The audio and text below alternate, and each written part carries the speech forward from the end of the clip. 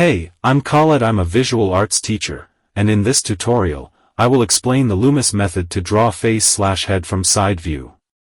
I know that you are a little impatient to be able to draw portraits perfectly, but don't worry, I am here in this channel to help you move forward and progress. But if you are passionate and you are well motivated to spend hours and hours practicing to understand and be able to draw heads correctly with the essential Loomis method. And so my goal with this tutorial is to make each step as easy to understand as possible and fill in the gaps. Loomis method, head construction steps.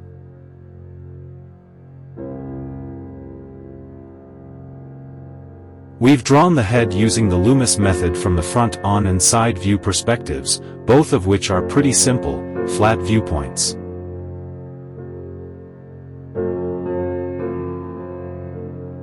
Now, we'll try a 3/4 view.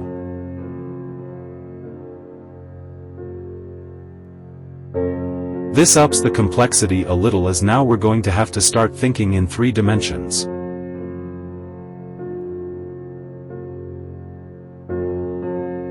You can use these same steps to draw the turned head from any angle.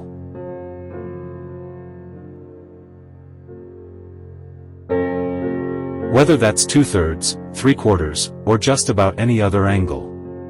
Draw a circle.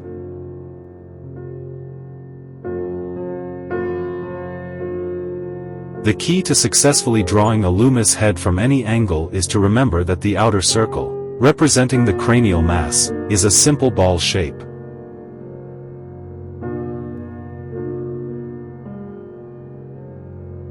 To draw this circle, either freehand with a pencil, or use a drawing tool like a compass to create a more accurate shape.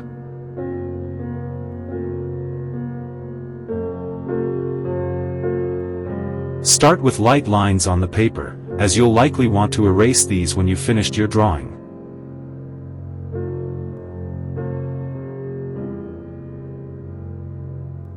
Draw cross lines. You're now going to want to orientate your ball shape to visualize it in 3D space.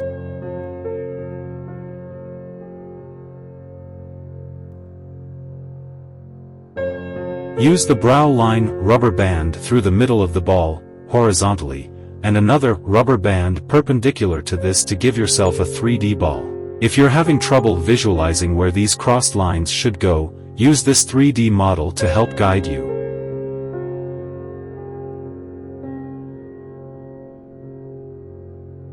Draw an ellipse for the side of the head.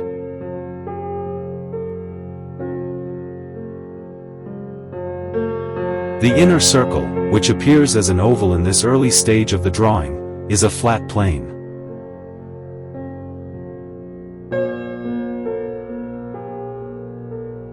This represents the side of the head.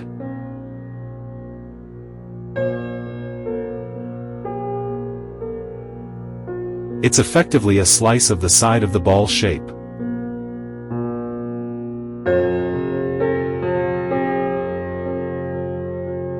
Use the rubber band crosshairs to guide your creation of the ellipse that represents the side of the head.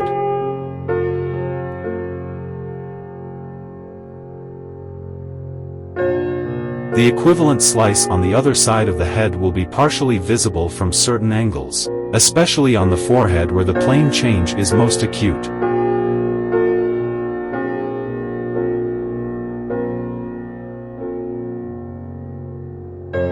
You'll want to keep this in mind and square off the line of the forehead a little to account for the plane change.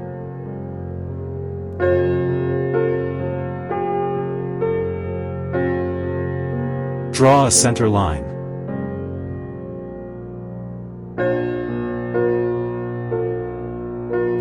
Drop your center line vertically down off the middle of the ball.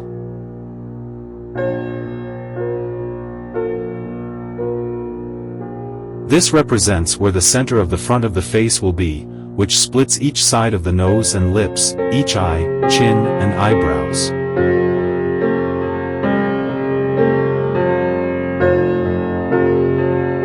The center line will help you to symmetrically place features on the face.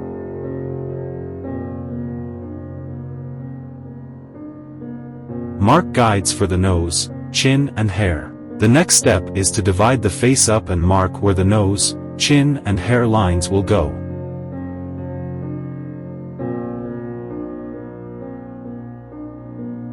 The proportions of these lines remain relatively consistent for all head shapes.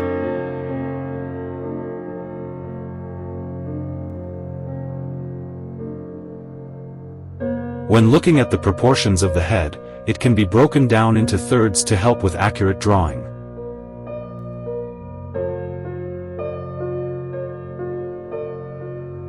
The first third is from the hairline to the brow and includes the forehead and eyebrows.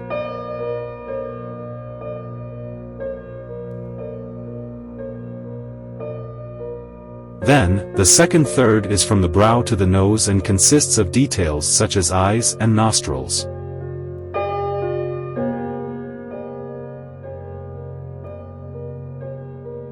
Finally, the last third goes from the nose to the chin and contains features like lips and jaw. The other measurements you can consider are that the hairline is halfway between the brow and the top of the head.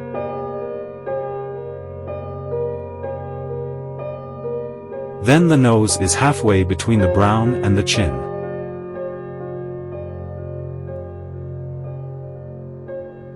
Draw the nose and hair lines.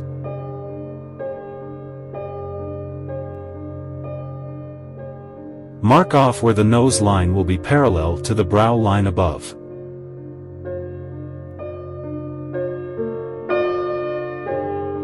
Then, the hairline is equidistant from the brow line and sits at the top of the head.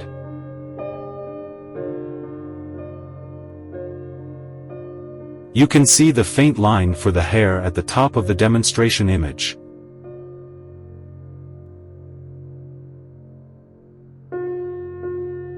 Draw the chin line.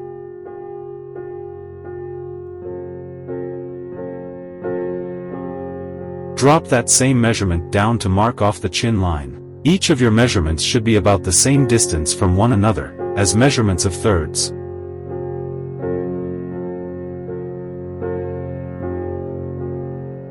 Draw the cheek. From the brow line at the outside of the ball, drop the cylinder shape of the far side of the face and jaw line down to the chin line.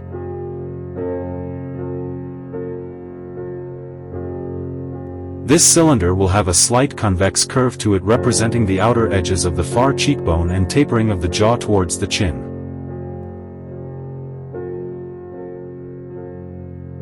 Mark the width of the chin.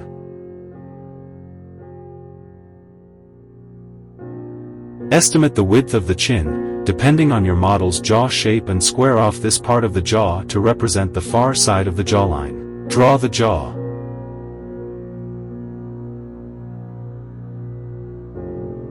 Line the near side jawline curve from the chin line, altering the tight curve change of angle just below the bottom of the sliced off ellipse to suit your model's jaw shape. Draw the ear. Draw the C curve in the appropriate bottom quadrant of the near side ellipse to represent the ear. Mark the plane of the face. You can now also drop a convex rhythm line from the corner of the near side brow down to the near side corner of the chin to represent the plane change of the full head shape. Constructing the planar eye sockets and brow. Now we need to start sculpting our 3D head. First, we're going to concentrate on the eye sockets and brow ridge. It's easier to conceptualize the eye sockets as a trapezoid-shaped overhang that's inset into the front plane of the face at an approximately 20 to 30 degree angle. We'll then draw a rhythm line from the outer and most inset lower corners of our overhang shape down toward the outer edges of the chin to create the lower part of our eye sockets. Constructing the nose.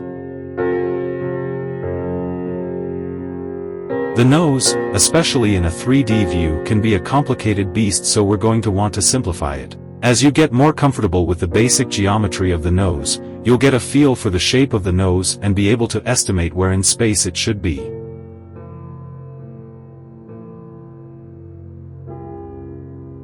If you're struggling with this, we're essentially going to find the centerline shape of the nose, extrude it equally sideways to create a planar version, then we'll stretch it out at the base to create a more trapezoid shape.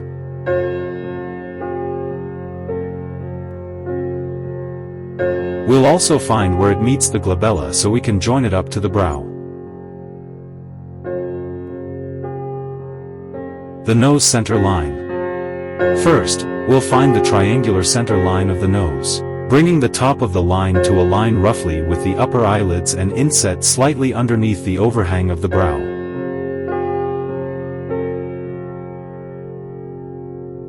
We'll then bring a line at a change of angle to the center of the brow line to give us the angle of the glabella.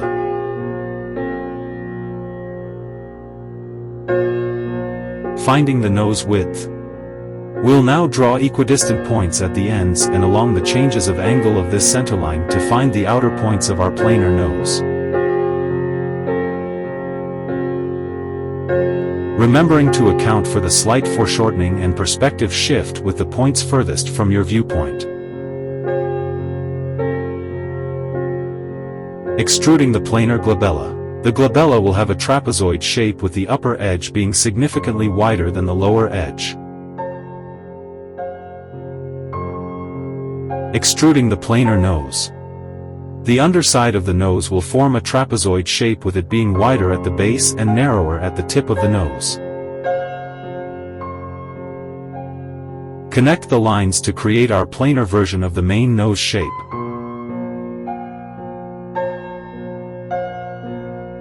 You can now knock this shape back with an eraser, or layers if doing it digitally, and use the guidelines to create a more natural nose shape.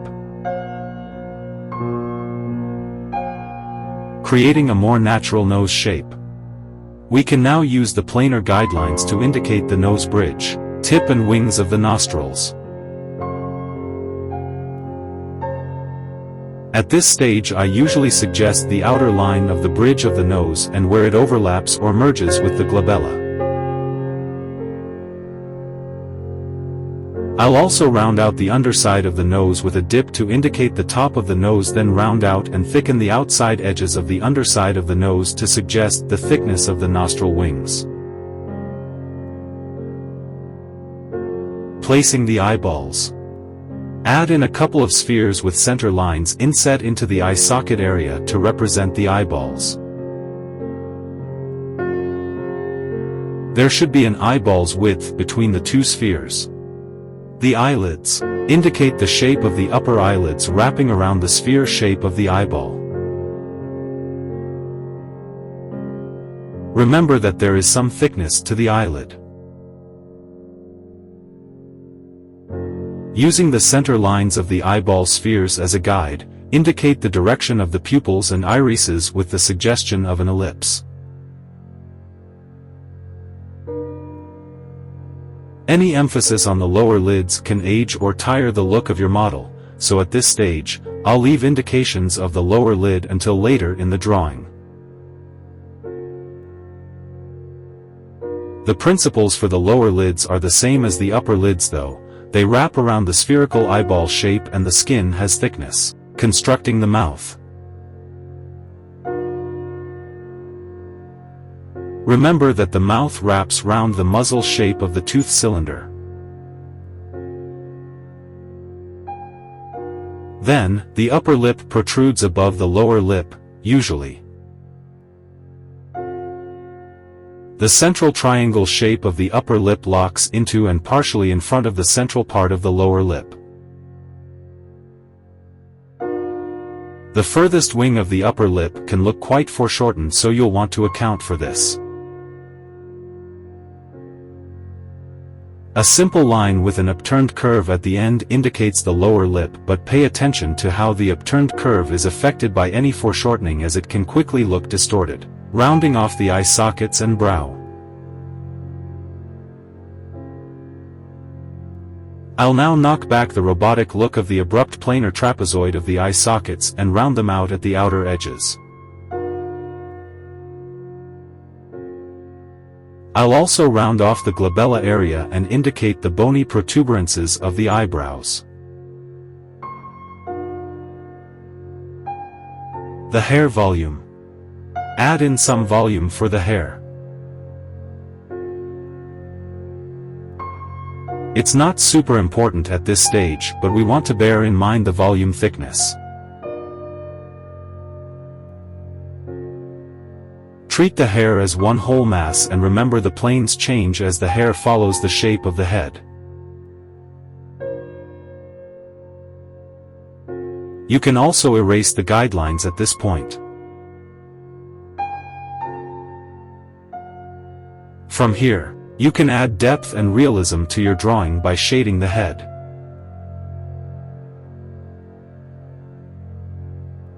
Use soft graphite pencils and choose your favorite shading technique to create contrast and accurate value transitions.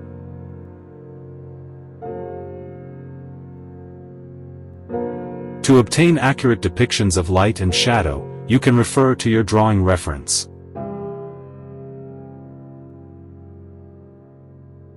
If you're drawing from imagination, make sure to establish a light source and work from there.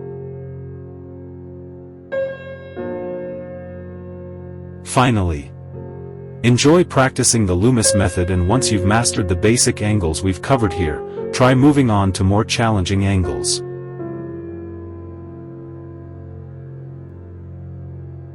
The more you practice, the easier it becomes. The Loomis method isn't perfect, but it works well as a basic and easy to remember system for constructing heads.